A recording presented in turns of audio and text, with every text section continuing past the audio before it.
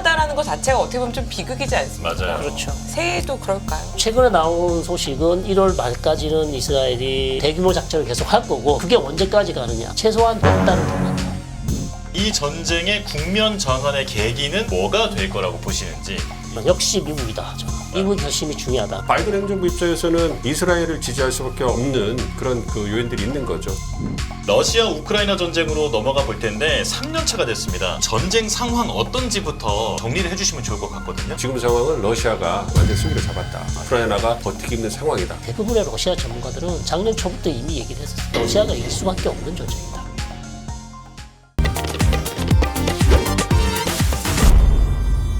진짜 지금 경제를 보려면 정세를 봐야 되고 너무 복합적으로 맞물려 있는 데다가 러시아 우크라이나 전쟁이 벌써 2주년이라고 말해도 될까요?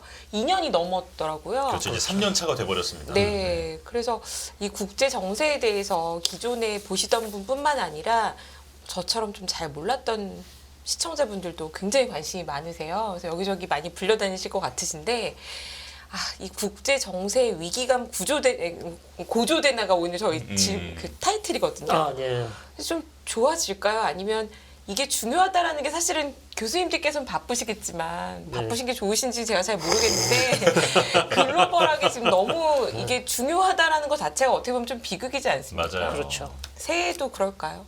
그래서 제가 많이 불려다니면 안 좋은 겁니다.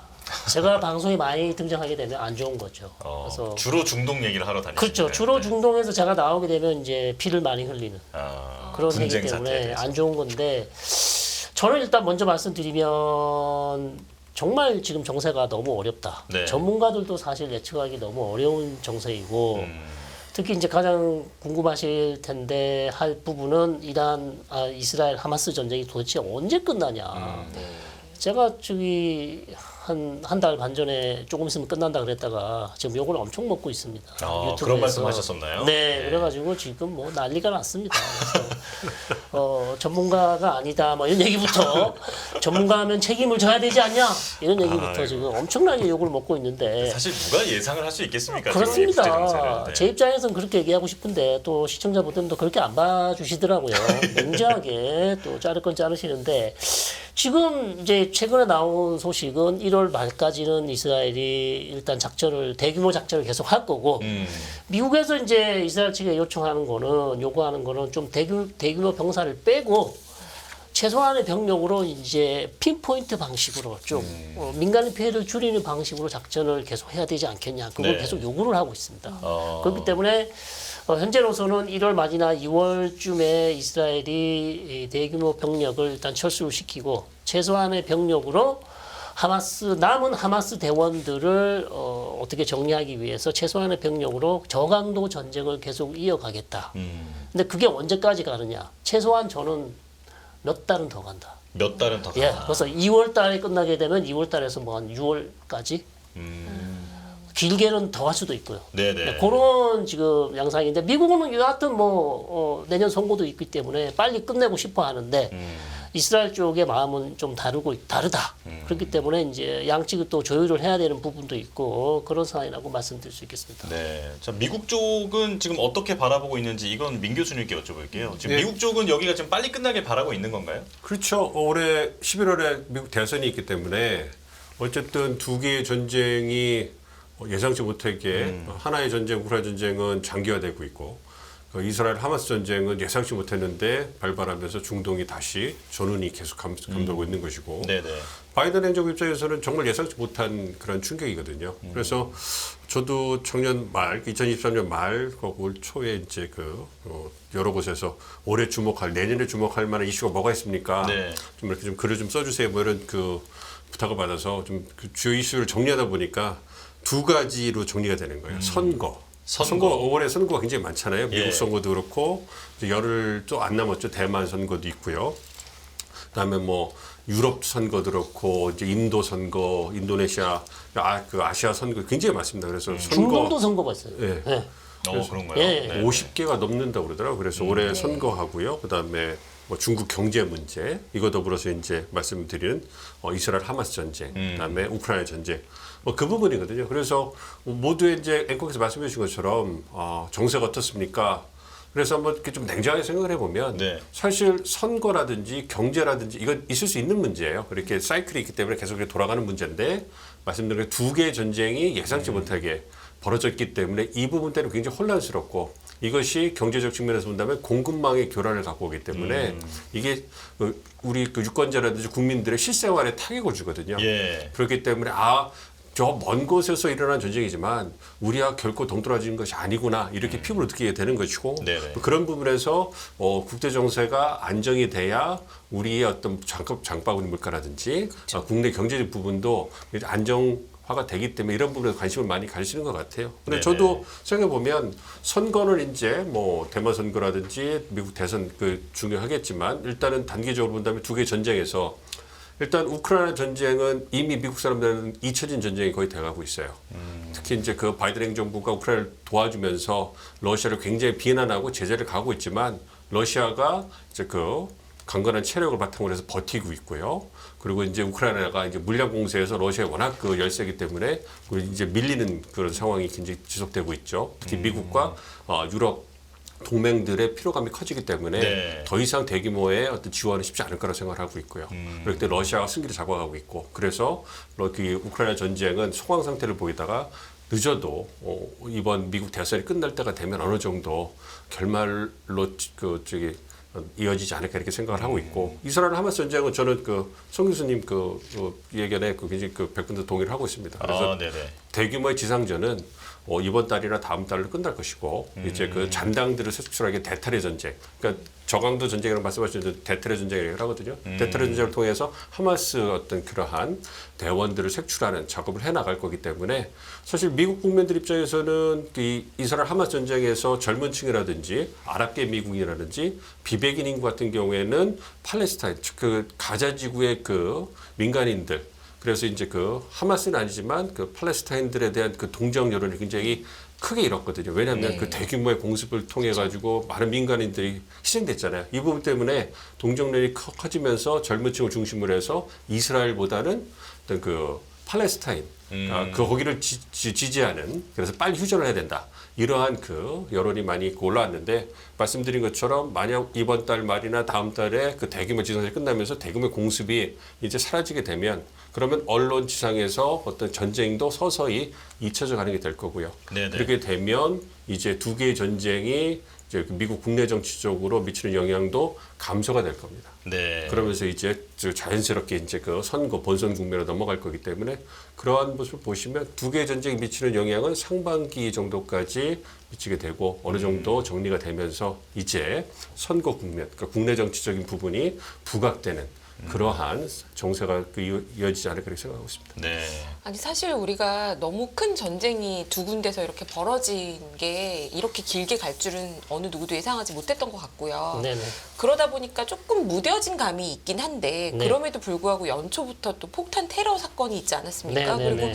사망자가 100명이 넘는 네. 사실 이것 자체만으로도 뭐 2년 전이었다라면 전쟁 전이었다라고 하면 충격적인 사건이었을 텐데 그렇죠. 우리가 좀 많이 무뎌진 게 아닌가 싶어요. 네. 그래서 앞으로 이런 사건들이 계속 일어날 수밖에 없는 상황인 건지 어떻게 보시는지요? 네, 현재로서는 말씀해 주신 것처럼 충분히 이런 비슷한 대형 사건이 터질 가능성은 아직도 남아 있다. 그렇게 네. 말씀드릴 수 있겠고 사실 어제였죠. 이란 시간으로 이란 혁명수비대 사령관 거셈 솔레이마니가 이제 이라크에서 미군이 쏜 드론으로 이제 암살을 했기 때문에 네. 그 4주기 추모식이었는데 솔레마니 무덤을 이제 참배하러 온 이란 국민들이 엄청나게 많은 인원들이 있었는데 거기서 이제 폭탄이 네. 터졌고 그래서 뭐 최소 100명 이상이 지금 사망을 했고요.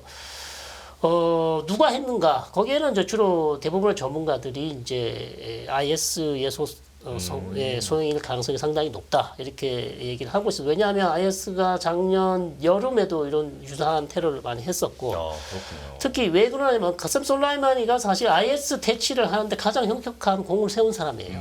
그러니까 순리파 IS를 제거하는데 이란에서 가장 중요한 역할을 했던 인물이기 때문에 IS로서는 아주 싫어하는 인물이었죠. 가장 싫은 인물이었기 때문에 그래서 거기다가 또 레바논에서 또 테러가 났습니다. 테러가 아니고 테러라고 할 수 공습? 있겠죠. 네. 이스라엘이 하마스의 넘버 2라고 할 수 있는 살레흐 아룰이라는 하마스 정치국 위원을 아주 그 건물에 있는 숨어 있는 사람을 드론으로 공격을 했다고 하는데요. 네. 어쨌든 주위에 있는 사람들하고 한 7명이 사망을 했고요. 그다음에 또 뭐 나머지 한 10명 정도가 또 부상을 당했다고 하는데 이것이 왜 중요하냐면 이게 레바논의 베이루트 남부 지역에서 일어난 일이기 때문에 결국 헤즈볼라로서는 상당히 기분이 상한다. 자신들의 영역인데 자신들의 거기에 공습했다는 거죠. 나와 일본말 쓰지 않겠습니다. 네. 거기를 지금 완전히 이스라엘이 뚫고 들어가서 공격을 했기 때문에 헤즈볼라는 상당히 이제 자존심이 상하는 것이고 특히 베이루트 남부의 다흐야 지역이라는 거기 원래 다흐야 지역은 거의 헤즈볼라가 거의 100% 통제를 하는 지역입니다. 그래서 네. 대부분이 이제 헤즈볼라 사람들이 있는 그 지역인데 상대적으로 이제 자신들은 안전하다고 생각했겠죠. 그런데 거기를 이제 드론으로 공격을 했다는 얘기가 있고 헤즈볼라는 드론이 아니었다. 전투기가 와서 지금 때렸다. 이렇게 얘기를 하고 있습니다. 그래서 네. 여기에 대해서 이제 언제든지 아니면 언제인지 모르겠지만 하마스도 보복을 한다 그랬고요. 헤즈볼라도 그냥 넘어갈 수 없다. 그렇기 때문에 사실상 정확히 언제인지는 모르겠지만 다시 한번 여기에 대한 보복 공격이 있을 것이고 그렇게 되면 또 이스라엘과 하마스는 더 격해지는 것이고 특히 네. 이제 헤즈볼라하고 이스라엘은 지금 계속해서 전쟁을 하고 있습니다. 북쪽에서. 그래서 헤즈볼라 사망자가 이미 100명이 넘었고요. 그런 상황이기 때문에 헤즈볼라도 이란도 마찬가지고 이스라엘과 전면전을 할 생각은 없습니다. 아 그런가요? 예, 근데 계속해서 메시지는 아주 강하게 내고 있는데요. 메시지는 내는데 메시지라도 세게 내야죠. 전면전을 못 하니까. 왜냐하면 자기 또 국내 정치용으로 또 과시를 해야 되기 때문에 네. 그런 상황인데 문제는 미스캘큘레이션입니다. 그러니까 오인에 의한 전면전으로 갈 가능성이 상당히 높아졌다. 그러니까 양측이 다 전면전을 하기 싫어하지만 네. 계속 이렇게 팁포텟으로 때리고 받고 때리고 하다가 결국 잘못되면 이게 자기도 모르게 전면전으로 갈 수가 어떤 있거든요. 우발적인 확전이 일어날 수도 있다. 정확하게 말씀하셨습니다. 제가 네. 한국말이 요즘에 약해가지고요. 우발적인 확정 가능성이 높아졌습니다. 아, 네. 이게 지금 가장 큰 문제라 저는 그렇게 보고 있습니다. 아, 심각한 상황이군요. 네. 그런데 그 조금 전에 그 한 가지 좀 짚고 넘어가고 싶은 게 그 솔레이마니 4주기 추모식 그거의 그 이제 폭발 사건의 배경을 사실은 IS로 보고 계신다라고 네, 이제 네, 말씀하셨는데, 네. 근데 이제 이란 같은 경우는 이 배후에는 이스라엘이 있다 이렇게 주장하고 네. 있지 않습니까? 네. 요건 분위기가 어떻게 갑니까? 이란은 뭐 무슨 일만 있으면 다 이스라엘이에요. 처음부터 끝까지. 뭐가 안 좋은 일만 있으면 다 이스라엘이라고 하는데 알 수가 없죠. 정확하게 우리가 뭐 확인할 기준은 없으나 네. 현재로서는 이스라엘보다는 IS가 더 높지 않냐. 기존에 이스라엘이 했던 암살의 주요 방식은 핵과학자나 정치인이나 이런 주요 인물들을 암살을 했지 이렇게 민간인을 상대로 대규모 폭탄 테러를 한 적은 사실상 조금 드물기 때문에 네. 그래서 아마 IS의 가능성이 높지 않냐 이렇게 보는 것이죠. 네네. 그리고 미국이 거기에 대해 손을 분명히 그었거든요. 재빠르게 손을 그었거든요. 그러니까 그 얘기는 미국도 이번 그 테러에 관여하지 않았고 이스라엘도 연루됐다고 믿을 이유가 없다. 그리고 이제 그 송 교수 말씀하신 것처럼 IS가 한 것이 아니냐 이렇게 주장을 하고 있기 때문에 이러한 상황에서 이란이 국내 정치적으로 헤즈볼라가 국내 정치적으로 강한 메시지를 낸다 하더라도 미국의 존재라든지 어떤 그 지역의 주요 국가들의 어떤 대응을 보면 확전을 원하지 않거든요. 네. 그러니까 미국이 확전을 원하지 않는 걸 분명히 메시지를 주고 있기 때문에 그런 부분을 보면 이것은 정치적 수사가 끝나고 거기에 상응하는 군사적 대응이 헤즈볼라가 이스라엘 북부에다가 뭐 다시 공습을 한다다 이런 정도의 티포텟이 될 뿐이지 그 전면적으로 갈 가능성은 크지 않다 이렇게 보고 있습니다. 그렇군요. 근데 이런 일들이 일어난 그 배경에는 미국이 중동에서 많이 철수를 하고 개입을 좀 줄여가면서 사실 미국이 전쟁을 이렇게 막 강하게 하지 말아라 저강도로 해라라는 메시지는 던지지만 옛날만큼 국방비를 쓰지 않고 그럼으로써 이런 일들이 장기화되는 거 아니냐라는 비난도 좀 받지 않습니까? 그래서 미국이 좀 뭔가 결단을 내려야 된다 이런 주장도 있는데 이건 어떻게 보시나요? 그렇죠. 미국의 전략적 고려가 바뀐 거죠. 세계적인 전략들을 놓고 봤을 때 이제는 2차 세계대전 이후에 뭐 미국의 그 전략적 중요성을 지역적 중요성을 보면 유럽, 중동 아시아였단 말이에요. 네. 근데 이제 그 시간이 지나면서 21세기가 되면서 중국이 부상하니까 그 고려가 바뀌게 되고 특히 중동 지역에서는 미국이 제일 산국이 되면서 중동이 미국이 갖고 있는 중요성이 떨어진 거예요. 네. 에너지 안보 측면에서 더 이상 안정적인 에너지 공급을 위해서 중동의 균형자 역할을 적극적으로 할 이유가 떨어지는 거예요. 네. 그렇기 때문에 이제 그 아시는 것처럼 2001년에 9.11 사태 이후로 미국이 20년 동안 그 끝없는 전쟁의 수렁에서 빠져나오지 못했거든요. 네. 그래서 잘 아시는 것처럼 2001년도에 8월에 그 아프가니스탄에서 진짜 모든 걸 다 버리고 그냥 철수해 버리잖아요. 네. 그러면서 그러한 과정에 대해서 미국 국민들이 비난을 했지만 그 당시 여론조사를 보면 그럼에도 불구하고 전쟁을 끝낸 것은 바이든 대통령 잘했다. 네. 이게 과반을 넘는 여론조사가 대부분이었어요. 네. 그러니까 미국 입장에서는 중동에 어느 정도 이란과 이스라엘, 사우디를 통해 가지고 세력 균형을 유지하는 요거만 그 잘 유지하면 좋은 것이지 더 이상 미국이 적극적으로 군사적 개입이라든지 어떤 외교적 개입을 통해 가지고 국력을 낭비할 그럴 의도가 없는 겁니다. 뭐 역량도 좀 떨어지긴 하겠지만 그렇기 때문에 힘의 공백이 생긴 것이고 그런 과정에서 이제 그 여러 가지 분쟁이 일어나고 있기 때문에 이거를 미국 입장에서는 전략적 목적을 가지고 이제 그 계획에 따라서 실행하는 것이겠지만 그 과정에서 일어나는 불가피한 예상치 못했던 그런 혼란이기 때문에 그러한 부분에 대해서 감수를 하고 있지만 당혹스러운 것도 사실이다. 그렇기 네. 때문에 미국 국내에서도 그런 여론들이 많아요. 여전히 미국의 가장 중요한 전략적 고려는 중국이다. 중국의 부상을 견제하기 위해서 미국 역량을 투사해야 된다. 그리고 지금 트럼프 전 대통령의 어떤 선거 전략을 보더라도 자신이 재선되면 중국 견제에 모든 역량을 쏟겠다. 이제 공언하고 있거든요. 네. 그럼에도 불구하고 미국 국내 언론을 보면 그럼에도 불구하고 미국이 부재한 중동이 너무 혼란스럽기 때문에 미국이 어느 정도는 다시 어떤 적극적인 역할을 해줘야 되는 거 아니냐 이러한 목소리도 있기 때문에 좀 지켜봐야 될 것 같습니다. 네. 그러면 미국이 결단을 쉽게 내리지 않는 상황에 사실 미국이 그렇게 적극적으로 개입할 이유 자체가 배경 자체가 좀 많이 약해졌다라고 볼 수 있지 않습니까? 이런 일이 생겨도 유가가 옛날만큼 튀지를 않는 상황인데 그렇다고 하면 자체적으로 이 혼돈이 시간이 지나면 물리적 충돌이 심해지지 않고도 끝날 가능성이 있다고 보시나요? 그러니까 이제 저 같은 경우 이스라엘 하마스 문제만 보시면 미국이 특히 바이든 대통령이 너무 이스라엘에게 좀 시간을 많이 주고 있어요.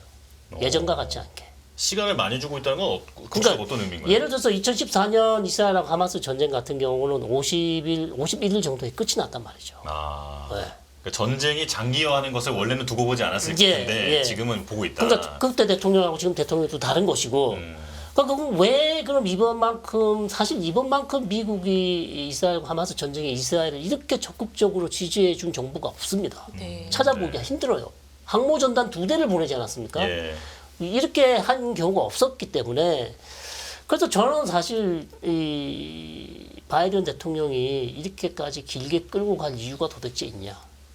지금 뭐 거의 80일, 90일 이제 뭐 석 달, 넉 달까지 가는데 좀 과도하다.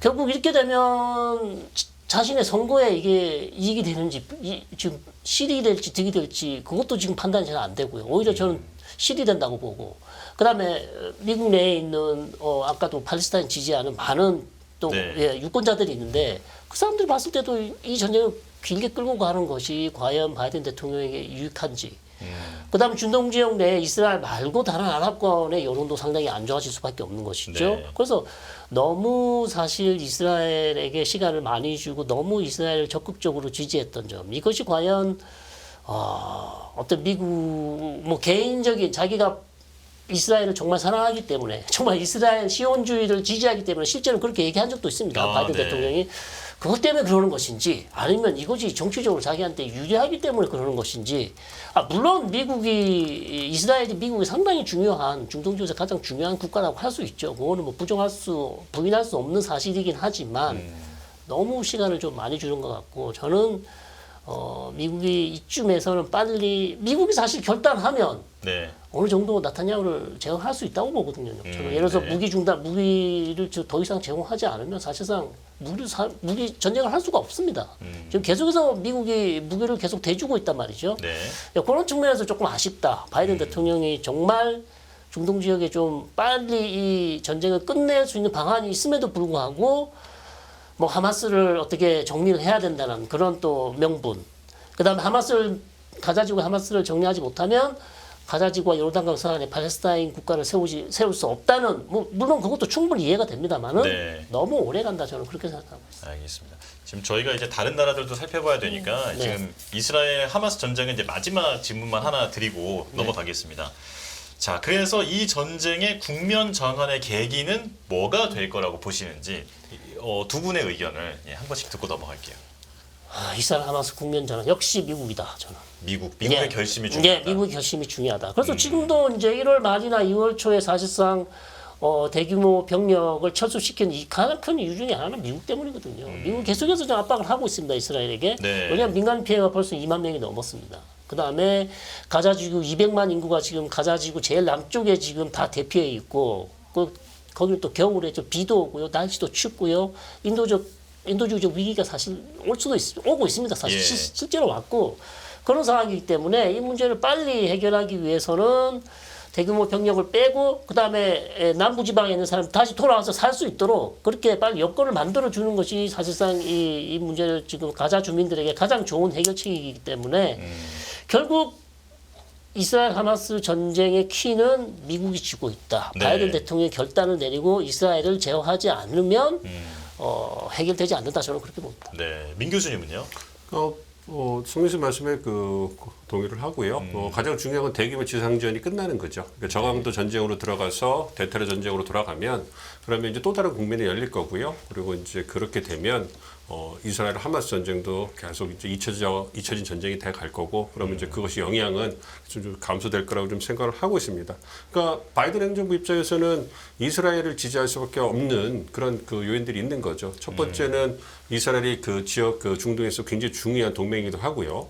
그다음에 유대인들이 갖고 있는 미국 국내 정치적인 그런 파괴력이라든지 경제적인 어떤 그런 영향력을 고려해 본다면 이스라엘에 대한 전폭적으로 지지를 하는 것은 아랍계 미국인 그다음에 젊은 유권자들의 표심이 잠깐 불만으로 해서 이탈했다 다시 돌아올 하더라도 우선적으로는 고려해야 될 전략적으로 분명히 있는 거고요. 그리고 이번에는 2014년과 다르게 이스라엘의 피해가 너무 컸기 때문에 바이든 행정부 입장에서도 이스라엘의 어느 체면 입장을 고려해 줄 수밖에 없는 그러한 상황이었다 이렇게 생각했습니다. 그리고 특히 바이든 행정부가 대테러 전쟁에 대해서 갖고 있는 굉장히 강경한 입장이 있기 때문에 하마스가 정파라고는 하지만 큰 다른 측면에서 보면 그건 테러 조직이라고 할 수가 있거든요. 네. 그 테러 조직이 한 국가를 상대로 해가지고 테러를 행을 한 거기 때문에 이 부분에 대해서는 용납할 수 없다 이런 명분도 있는 것이고요. 그래서 이제 이스라엘 입장을 고려하면서 확전으로만 가지 않도록 그걸 막는 입장을 해야 하는데 이제 그것이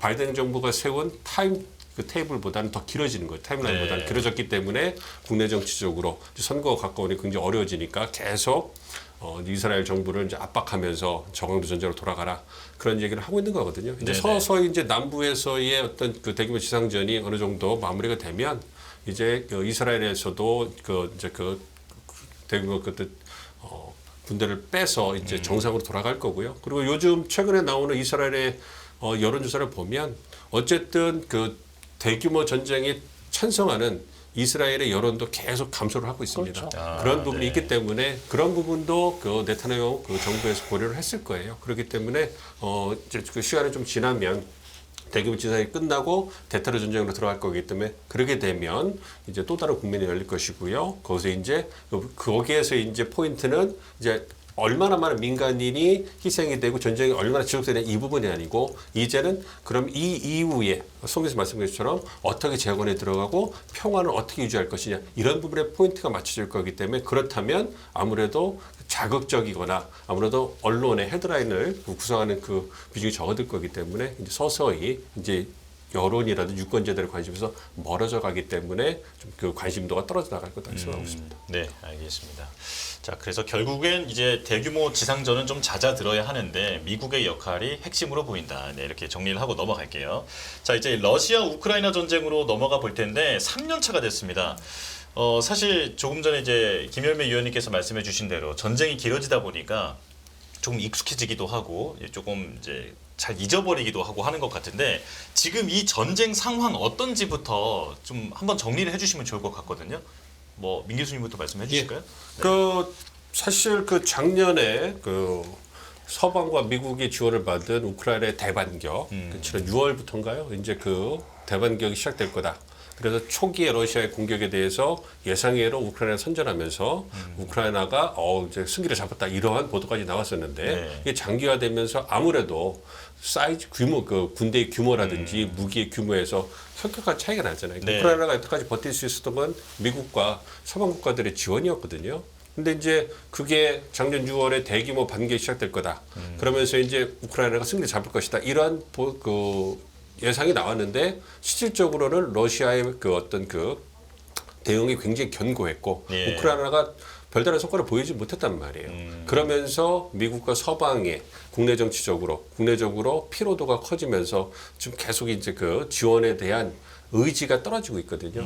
그렇기 때문에 지금 상황은 러시아가 제 개인적인 생각입니다만 완전 승기를 잡았다. 그래서 우크라이나가 버티기 힘든 상황이다. 이런 상황에서 미국 국내적으로 보면 지금 공화당에서 그 우크라이나를 지원하는 명분은 공감을 하나 그 바이든 행정부가 하는 것처럼 어떤 깜깜이식으로 대규모 지원을 하는 이것은 미국 유권자들에 대한 도리가 아니다. 그렇기 때문에 지원을 하되 보다 더 이렇게 꼼꼼하게 따져가지고 지원을 해야 된다.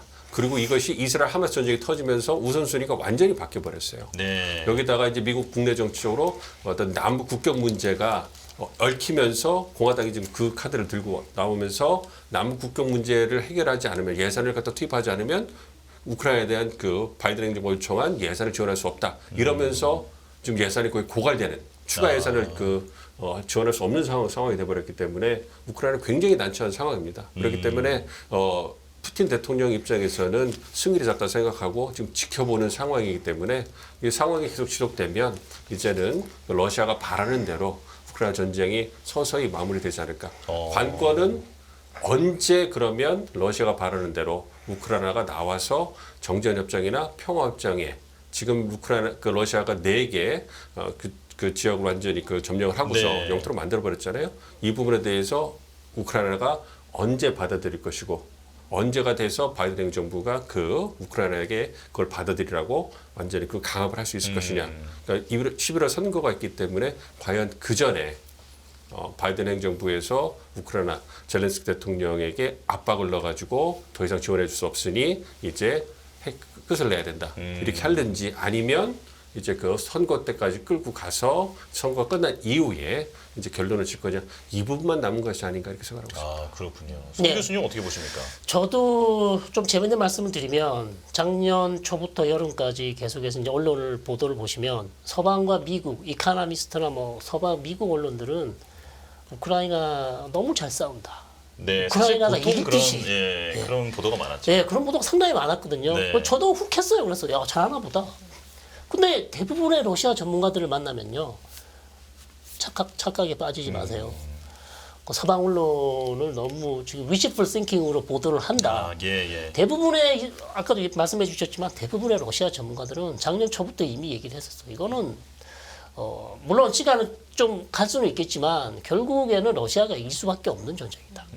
대부분 다 그렇게 얘기를 하셨기 때문에 더 이제 안타까운 것은 요즘 나오는 이제 통계를 보시면 우크라이나 젊은 사람들 생산 인구의 3분의 1이 벌써 사망을 했다. 더 죽을 수도 있다. 네. 그다음에 영토 17%를 잃었다. 도대체 우크라이나는 앞으로 어떻게 되는 거냐?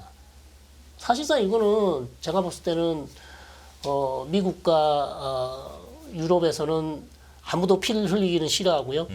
돈만 대주고 이겨라. 열심히 할 수 있어. 이건 희망 고문도 아니고 사실 그러고 있는 상황이거든요. 예. 근데 이제 와서는 돈도 못 주겠다. 무기도 못 주겠다. 근데 피로감이 슬슬 오는 거죠. 더 이상 언제까지 우리가 우크라이나를 도와줘야 되냐. 이길지도 질지도 모르는 상황에서 그렇기 때문에 사실 저는 현실적으로 젤렌스키 대통령도 마찬가지고요. 바이든 대통령도 마찬가지고 빨리 휴전으로 들어가는 게 우크라이나한테 일단 제일 좋은 방향은 저는 휴전이라고 생각합니다. 더 이상 이 전쟁을 끌고 가는 것은 우크라이나에는 별 의미가 없다. 네. 네, 그렇게 저는 생각합니다. 좀 우크라이나 분들은 좀 서운하시겠지만, 그러나 현실적으로 좀 대안이 없어요. 네. 누가 우크라이나를 위해서 대신 피를 흘려주겠습니까? 아무도 예. 없습니다, 사실. 그러면 지금 미국이 우크라이나 지원을 위해서 국채 발행을 더하고 재정 적자를 더 쓸 거다라는 거에 대해서는 그럴 가능성은 별로 없다고 보시나요? 교수님께서는? 그러니까 국내 정치적인 부분을 고려해 본다면 그럴 가능성이 크죠. 그러니까 전략적인 측면에서 우크라이나가 중요한 것도 맞고요. 그리고 명분에 있어서도 러시아가 불법적으로 침공한 것도 맞고요. 그래서 러시아가 비난받아야 되고 러시아에 대응을 해야 되는데 이것이 현실적인 측면에서 계속 그 경제 지원을 해줘야 되고 군사 지원을 해줘야 되는데 쉬운 건 아니거든요. 장기화되다 보니까 그런 부분이 있고요. 그리고 말씀드린 것처럼 미국 국내 정치로 해서 선거가 다가오고 있잖아요. 네. 그러면서 이제 공화당 입장에서 본다, 야당 입장에서 본다면 이제 11월이면 이제 10개월밖에 안 남았단 말이에요. 그러면 야당 입장에서 본다면 바이든 행정부에서 치적으로 내실 수 있을 만한 성과는 다 막아야 되는 거거든요. 네. 이런 상황에서 우크라이나 전쟁에 대해서 이제 그 바이든 행정부가 예상외로 이제 그 결단을 보이지 못하고 계속 장기화되고 있으니까. 그러니까 그 미국 국내 정치로 말씀드린 것처럼 텍스페이어의 머니가 그러니까 그 유권자들의 세금이 계속 빠져나가고 있다. 더 이상 묵달 수 없다. 이거는 굉장히 설득력이 있는 야당의 목소리거든요. 네. 그리고 미국 유권자들도 굉장히 공감하고 있는 부분인 거고요. 네. 그래서 공화당 내에서 계속 우크라이나 지원에 대해서 어떤 찬성하는 목소리가 줄어들고 있단 말이에요. 그럼 그런 상황을 계속 이용해가지고 바이든 행정부, 바이든 대통령이 재선에 나오니까 바이든 대통령이 실패한 정책을 폈다. 이런 건 계속 공격하기 좋은 이러한 의제란 말이에요. 정치적으로 이제 부담이 계속 커지고 있는 그렇죠. 거군요. 그러니까 바이든 행정부 입장에서는 이걸 어느 정도 어쨌든 대선이 가까우고 있고 그다음에 그 러시아 푸틴 대통령에 대해서 비난과 함께 굉장히 어떤 그 어떻게 보면 전범 취급하면서 몰아붙였잖아요. 네. 그런 상황에서 우크라이나 그 영토를 갖다가 러시아 그 점령한 것을 인정해주고 휴전하게 되면 이건 당신이 전쟁에 진 거고 실패한 거 아니냐 이러한 비난을 받을 수 있기 때문에 아까 타임라인에서 남은 것은 대선 때까지 끌고 갈 것이냐 네. 아니면 정말로 전황이 좋지 않아 가지고 어쩔 수 없이 상반기에 끝나야 된다면 그러면 차라리 매를 빨리 맞자. 그래서 빨리 끝내고 이제 국내 정치적인 부분에서 경제 문제를 가지고 승부를 거는 게 더 낫지 않겠느냐. 요 정도의 그 정치적인 고려가 남아있기 때문에 이런 부분을 본다면 바이든 행정부 입장에서도 도와줘야 된다. 그리고 지원을 할 것이다. 이렇게 정치 수사는 계속 보여주겠지만 실질적으로 도와줄 수 있는 방법이 법이 통과돼야 도와줄 수 있잖아요. 추가 네. 예산 지원을 그게 공화당 반대로 통과하기 쉽지 않기 때문에 네. 쉽지 않은 거라고 보고 있습니다. 자, 그래서 지금 이제 3년째 접어든 이 전쟁의 현 주소를 두 분께서 명료하게 정리를 해주셨는데 장기화하면서 우크라이나에게 갈수록 불리해지고 있고 사실상 러시아가 승기를 잡은 상황이다. 이렇게 정리를 할 수 있겠습니다. 자, 그렇다면 이런 상황에서도 두 분 말씀을 들어보면 역시 이것도 미국이 키를 쥐고 있다. 이렇게 봐야 하는 걸까요? 네. 그렇죠. 사실상 젤렌스키를 누가 설득시킬 수 있겠습니까? 지금도 저는 사실상 과연 바이든이 설득을 하면 젤렌스키가 따라올까라는 그런 아직도 의문이 들긴 해요. 워낙 사실 그 강경하게. 영토를 절대 뺏길 수 없다라고 하는 네, 그 의지가 네. 강하잖아요. 그렇죠. 그것도 뭐 강경하게 본인이 반대하는데 강압적으로 미국이 아무리 설득을 한들 우크라이나에 대해서 경제 지원, 재정 지원을 하고 있지만 그 뜻을 관철시키기가 쉽지 않을 거란 말이죠. 결국 그래서 젤렌스키가 저는 빨리 생각을 바꾸는 게 낫다는 거예요. 아, 예. 결국 젤렌스키 현실적인 대통령, 선택이다. 현실적으로 타협을 해야 됩니다. 지금 이런 상황에서 자기 국민 절반을 죽이고 영토를 보호하는 게 무슨 의미가 있을까요? 저는 사실 잘 모르겠어요. 그게 무슨 의미가 있는지.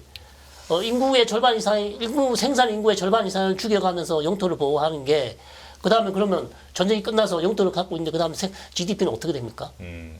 사실 이거는 저는 상당히 어떻게 보면 너무 무리한 지금 작전을 쓰고 있다. 그래서 그 부분에 있어서는 상당히 저는 젤렌스키 대통령의 실기라고 저는 생각합니다. 아, 예. 그리고 미국의 영향력 측면에서 보면 사실 트럼프 행정부가 과거에 2017년부터 20년까지 미국을 통치하면서 유럽 동맹들과의 관계가 굉장히 안 좋아졌거든요. 네. 방위 분담금을 올려야 된다, 국방비 비율을 2%를 맞춰줘야 된다 이러면서 유럽 동맹들보다 적극적인 기여와 역할을 해줘야 된다 이러면서 어떤 미국이 갖고 있는 동맹 시스템이 흔들리고 이런 부분이 있었어요. 그래서 미국의 영향력이 쇠퇴하고 이제 미국의 패권이 끝나는 거 아니냐 이러한 그 분석이 나오고 그랬었는데요. 이번 두 개의 전쟁, 우크라이나 전쟁과 이런 사마 전쟁을 보면서 그래도 여전히 뭔가 중재 역할을 할 수 있고 균형자 역할을 할 수 있는 건 미국밖에 없구나. 예. 그러니까 중동에서 말씀드린 것처럼 미국이 전략적인 개입을 뭔가 좀 줄였단 말이에요. 네. 근데 문제가 터지니까 거기에 개입해서 뭔가 역할을 해줄 수 있는 국가는 미국밖에 없어요. 없는 거예요. 네, 중국도 안 되고 러시아도 안 되고 아무도 안 돼요. 되는 거예요. 네. 거기다가 또 이스라엘 하마스 전쟁이 그렇고 우크라이나 전쟁 보시면 유럽 동맹들이 굉장히 많은 역할을 할 거다 이렇게 기대를 했지만 실상 딱 뚜껑을 열고 보니까 굉장히 제한되거든요. 네. 그러니까 거기에 직접적으로 군사적 개입을 하지 않겠다. 군사적 지원만 해주겠다. 네. 그리고 미국만 쳐다보고 있고요. 그러면서 여전히 어떤 그 유럽에 대한 미국의 영향력이 확인이 됐기 때문에 이러한 측면에서 미국이 어떠한 결정을 해주느냐. 송 교수님 말씀해 주신 이것이 이제 굉장히 여전히 국제 정세를 좌지우지하는 굉장히 중요한 요인이다. 이걸 확인한 거기 때문에 이러한 부분에서 이제 미국의 영향력이 다시 한번 확인되는 이런 모습을 보였기 때문에 그런 측면에서 이번 11월에 미국 대선에서 누가 당선될 것이냐 이것에 굉장히 많은 관심을 갖는 이유도 거기 있는 거 아닌가 생각하고 있습니다. 네. 자, 힘의 논리 그리고 또 냉혹한 현실을 이제 두 분 말씀을 들으면서 다시금 느끼게 되는데 그리고 미국은 여전히 힘이 세다 이런 것도 계속해서 다시 한번 상기를 하게 됩니다. 자, 저희가 이렇게 바쁘게 지금 계속 넘어온 게 이제 미중 관계에 대한 얘기도 나눠야 하니까 지금 시간 배분을 했는데요. 자, 지금 이제 다음 주인가요? 그 대만의 총통 선거가 있잖아요. 근데 지금 이 선거가 미중 관계에서 어떤 전환점이 될 수 있다라는 분석도 나오고 있습니다. 그러니까 일종의 대리전이 될 수 있다. 미국과 중국의 정치적 대리전이 될 수도 있다라는 분석이 나오고 있는데 이 부분은 지금 민 교수님께서 먼저 한번 정리를 해주실까요? 예.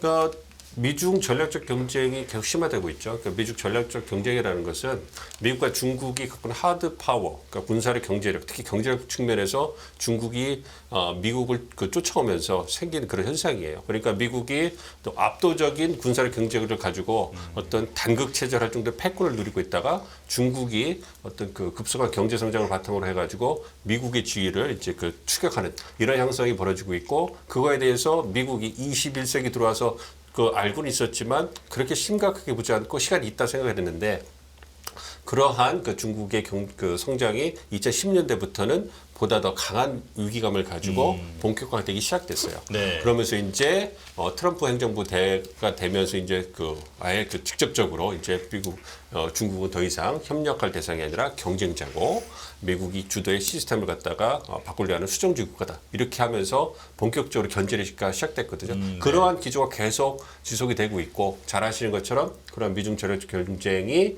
이제 첨단 기술 분야, 네. 공급망 재편을 중심으로 해서 치열해지고 있는 거죠.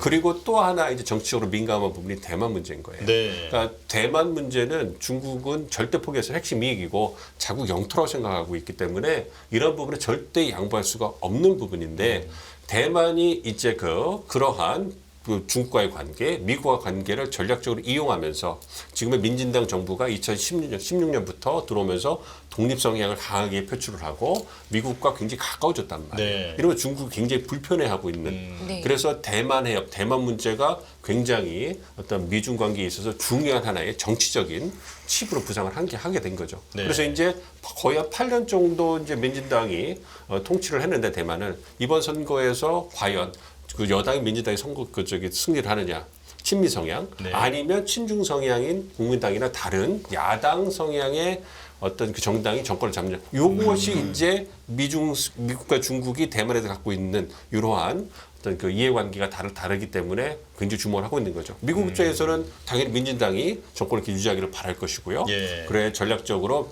대만을 계속 활용할 수 있을 것이고 반면에 중국 입장에서는 자꾸 대만이 미국이나 국제사회에서 거론되는 것 자체가 싫은 거예요. 국내 문제인데. 그러니까 대만에 보다 더 중국의 우호적인 야당이 들어와 가지고 대만 문제가 더 이상 불거지지 않고 어떤 양안 관계가 관리될 수 있기를 바라는 거죠. 그렇기 때문에 중국 입장에서는 좀 우회적으로 계속 이제 압박을 넣으면서 경제적 압박이라든지 어떤 제한된 수준의 경제 군사적 압박이라든지 이런 걸 통해 가지고 자꾸 대만 국민들에게 중국보다 우호적인 어떤 야당을 선택해 달라 이렇게 메시지를 던지는 거고 그거에 대해서 미국이 경고를 하는 것이죠. 네. 중국이 대만 선거 개입하면 안 된다. 이렇기 때문에 어느 당이 이번 대만 총통 선거에서 승리하느냐가 아무래도 미국과 중국 사이에 있는 대만의 어떤 포지션이 달라질 수 있기 때문에 주목을 하는 것이고 그렇다고 하더라도 대만 선거의 결과에 따라서 미중 전략적 경쟁이 강화되거나 약화되 이런 건 아니고요. 말씀드린 것처럼 구조적으로 미중 사이의 국력 차이가 좁아지면서 네. 생긴 그런 구조적 문제이기 때문에 이거는 중국이 완전히 미국을 쫓아오는 게 완전히 없어지거나 아니면 굉장히 그 지연되거나 하지 않는 이상은 계속 갈 추세거든요. 네네. 그렇기 때문에 그런 측면에서 보시면 도움이 될 것 같습니다. 그런데 이제 선거가 정말 코앞이잖아요. 네. 그 예측되는 판세가 있습니까? 저도 그게 궁금하네요. 네. 굉장히 지금 3파전인데요. 네. 지금 우리 1987년 대통령 선거 보시면 가장 좋을 것 같아요.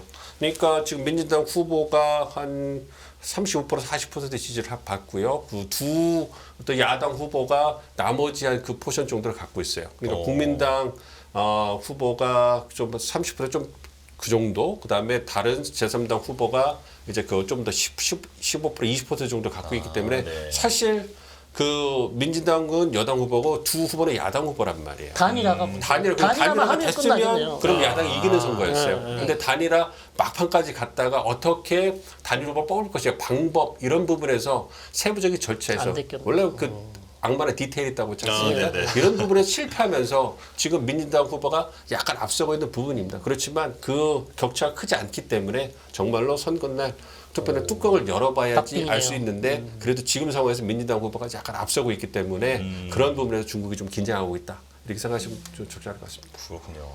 송 교수님도 혹시 뭐 덧붙이실 말씀 저는 있을까요? 다른 얘기를 한번 말씀드려볼게요. 네네. 뭐 이거 선거에 대해서 워낙 뭐 우리 교수님이 잘 설명해 주셨기 때문에 저는 좀 이제 흥미로운 게 저거 중국 전문가는 아닙니다만 전문가들한테 이렇게 물어봐요. 야, 미국 측에서는 자꾸 이제 우리가 미중 전략 경쟁 얘기를 계속 하면서 결국 중국이 미국을 따라잡으려는 의도가 있다. 그 다음에 G2에서 G1으로 가려는 어떤 의도가 있지 않냐. 그게 사실 미국의 입장이지 않습니까? 미국이 항상 하는 얘기가. 네. 그런 눈으로 계속 보는 거죠, 중국을. 근데 실제로 중국의 국제관계 전문가들 이렇게 얘기를 들어보면 논문이나 제가 본 건 아니고 물어봤습니다. 물어봤는데 도대체 진짜 중국이 미국을 따라잡을 어떤 그런 작전이 있냐? 의도가 있냐? 이렇게 물어보면 전혀 없대요. 예. 우리는 그런 의도도 없고 그런 능력도 없고 할 그런 그릇도 안 되고 일단 능력이 없대요. 미국을 따라잡을 능력이 없다 우리는. 근데 이상하게 미국의 학자들은 전부 다 그렇게 얘기를 해요. 중국은 확실하게 지금 미국을 따라잡으려는 것이고 우리를 쫓아오고 있다고 생각하는데 중국에 있는 국제관계 전문가나 뭐 미국 전문가들한테 물어보면 우리 중국은 그럴 힘이 없다. 그럴 의도도 없을 뿐만 아니라 그럴 능력도 안 된다고 하는 이 차이.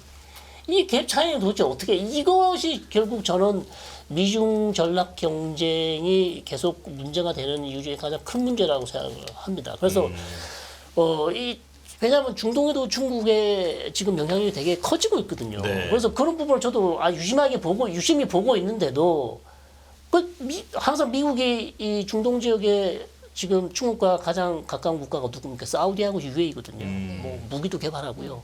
중국 5G, 파웨이도 중국 걸 쓰고요. 네. 미국 걸 안 쓰고 그런단 말이죠. 그럼 그 사람들한테 미국이 이 사우디나 UAE 설득하는 게 결국 중국이 당신하고 군사적 교류만 원하는 게 아니고 궁극적으로 끝에 가서는 당신이 미국으로부터 등을 돌리게 하려고 하는 의도를 가지고 있다. 이렇게 사우디와 UAE를 설득하는데 사우디와 UAE는 그 말을 안 들어요. 그거 네 생각이고 우리는 중국하고 지금 잘 지내고 싶다. 그러니까 저는 그 부분이 상당히 흥미롭습니다. 그 부분에서 좀 얘기를 좀 해주시죠. 왜 미국에서는 그렇게 보는데 중국의 전문가들은 그렇게 생각하지 않는 중국의 건지. 인식과 국제 인식은 사실 좀 갭이 있다라는 그렇죠. 말씀이신 거잖아요. 그런 차이점에서 상당히 흥미롭다고 저는 생각하는데. 그 이제 추격하는 네. 국가 입장과 추격을 당하는 국가 입장이 다른 것이죠. 그러니까 네. 이게 뭐 세력 균형 명쾌합니다. 이론, 세력 전위 이론에서 나오는 것처럼, 그러니까 그 패권 국가가 있고, 그것도 도전 국가가 있을 때 뭐 이렇게 전쟁이 뭐 발발한다 이런 얘기도 있고요. 어쨌든 패권 국가가 1등 국가가 1등이라고 하는 국가가 이제 2등 국가가 추격하는 것을 유심히 지켜보고 있다가 자신의 우위를 지키기 위해서 계속 노력할 거 아닙니까? 그렇죠. 그래서 이제 그 명분으로 얘기를 하는 거죠. 결국은 중국이 계속 이렇게 성장을 하게 되면 미국이 갖고 있는 그 리더십을 갖다가 침해하고 이제 그 다시 미국을 뛰어넘을 것이다 이렇게 주장하는 것이고 중국 입장에서는 분명히 얘기하잖아요. 그럴 의지도 없고 역량도 없다. 네. 그리고 그 세계는 미국과 중국이라는 두 개의 대국이 그 나누어 다스릴 만큼 충분히 크다. 그렇기 때문에 미국이 어떤 대서양 중심에서 그 미주 대륙을 다스리고 뭐 중국은 저기 자신이 있는 아시아 지역에서 어떤 영향력 유지하면 되는 것이다. 이렇게 얘기를 하고 있는데 그 부분에 대해서 미국이 받아들이지 않는 것이죠. 정말로 네네. 중국이 그런 의도를 갖고 있는지 알 수가 없기 때문에 미국이 이제 그 우위를 지키기 위해서는 여전히 의심스러운 어떤 뭔가 눈초리를 가지고 네네. 이제 계속 견제를 해야 되고, 그리고 특히 이제 그 첨단 기술, 핵심 분야 이런 분야에서는 중국이 굉장히 치고 올라왔고 이게 가장 큰 부분이라고 생각을 해요. 네. 왜냐하면 이게 미래 성장 동력이고 굉장히 황금알을 낳는 거위가 되는 것이고, 현재까지 국제적인 규범이나 원칙 같은 게 만들어지지 않은 블루오션이란 말이에요. 이 부분에서 누가 어느 국가가 이제 선도하느냐, 규칙을 만들어내고 원칙을 선도하는 이것이 미래 경쟁력, 그리고 그것이 어떤 그 전 세계 글로벌 리더십을 좌우하는 가장 핵심 요건이기 때문에 네. 이 부분에서 중국의 추격이 굉장히 매섭다. 이렇기 때문에 이게 말씀드린 것처럼 안보 측면에서 나눠 다신 이런 부분이 아니라 실질적으로 경제적인 통상 측면에서 중국의 부상을 지연시키지 못하면 미국이 갖고 있는 이러한 우월한 상징 우위를 지킬 수 없다. 네네. 이 부분에서 상당한 위기가 있다고 보고 있고요. 그리고 그 부분으로 이제 계속 그 구체화되고 있기 때문에 이러한 부분은 어느 정도 격차가 벌어질 때까지는 지속될 거고, 미국 입장에서 이러한 모든 그러한 중국의 부상을 견제하는 이러한 그런 전략이라고 전술을 갖다가 그 정당화하는 명분으로 이것만큼 더 좋은 게 없거든요. 네네. 그렇기 때문에 보편적 가치, 원칙, 그리고 시스템, 그다음에 이제 그런 부분을 얘기를 한다 생각하고 있습니다. 근데 결론은 시간 문제라는 거죠, 이게. 결국 대부분의 전문가들이 중국이 따라잡을 것이라는 걸 다 알고 있지 않나요? 근데 시간 문제라는 그 것이죠. 전망은 사실 네. 계속 왔다 갔다 하고 네. 많은 전문가들이 첨예하게 대립하는 포인트인 것 같아요. 네. 네네. 아직도 중국이 따라가기는 어렵다라는 전망을 하시는 분들도 있어서 네. 저는 양쪽을 보는 입장에서 뭐가 맞다 틀리다는 우리가 그 일이 일어날 때까지는 모를 것 같아요. 네. 근데 닭이 먼저냐 달걀이 먼저냐 할 수 있는 게 미국의 힘이 약해져서 이런 일이 일어났다라고 보는 시각과 그게 아니라 중국이 부상해서 그렇다. 네. 이게 어느 쪽에 우위를 거의 두고 뭐 같은 보시느냐. 말이죠, 사실은. 네. 네. 네, 그걸 보시는 것 같은데 교수님 보시기에는 이런 국제정세 불안이 미국이 힘이 약해져서이냐 아니면 이게 미국이 굳이 거기까지는 할 필요가 없어서 세계 우리가 방위를 다 할 필요가 없다라고 느낄 만큼 어쩌면 더 앞서 있어서라고 주장하시는 분도 계세요. 그러니까 어떻게 보시나요? 저는 일단 미국의 국내 정치 피로감이 너무 심하다. 네. 그냥 아까도 말씀해 주셨지만 미국의 국민들이 더 이상 미국의 경찰 국가 역할을 하는 것 자체를 더 이상은 이제 바라지 않는 것 같아요. 네. 일단 그것이 미국 국내 경제 문제도 있고, 일단 미국의 국력을 이렇게 소비하는 것이 과연 이라크나 아프가니스탄이나 그렇게 많은 시간과 투자와 미군을 보내서 뭐 민주화를 한다고 노력했지만 사실 결론은 다 안 좋게 났거든요. 네. 그래서 앞으로 또 그런 일을 이미 우리 역사적 교훈에서 배웠는데 우리가 도대체 이런 많은 국제 문제에 개입해서 얻은 게 뭐가 있냐. 그리고 이라크는 지금 거의 뭐 케이오스 상태고 혼돈 상태고, 아프가니스탄도 결국 그렇게 탈레반을 잡겠다고 했는데 결국은 탈레반한테 넘어간 상황에서 도대체 우리가 왜 그렇게 해야 되나.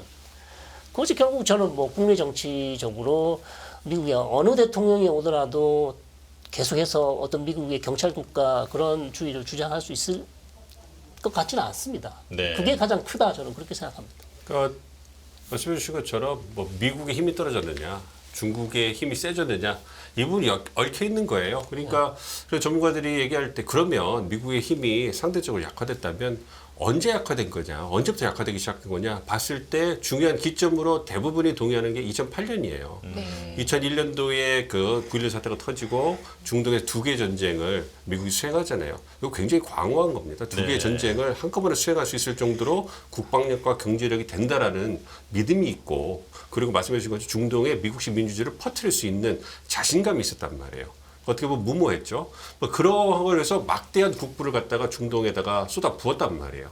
거기다 2008년도에 어떤 우리가 얘기하는 부실, 지금 우리는 갭 투자를 갖다 미국이 하고 그다음에 어떤 그 월스트리트의 어떤 그 도덕적 해이 이런 게 겹치면서 미국 중산층이 몰락하는 그러한 휘청거리는 사태가 왔단 말이에요. 그러면서 네. 미국이 힘이 상대적으로 약화됐고, 사실 그때 그 중국은 미국의 비호를 받으면서 두 자리 숫자 경제 성장을 했기 때문에 이런 부분이 얽혀 있는 거죠. 네네. 그래서 그런 부분이 얽혀 있기 때문에 그런 것이지. 그래서 미국이 힘이 예전보다 떨어진 사실이고, 그래서 세계 경찰서 역할보다는 국내 문제 좀 해결해 달라.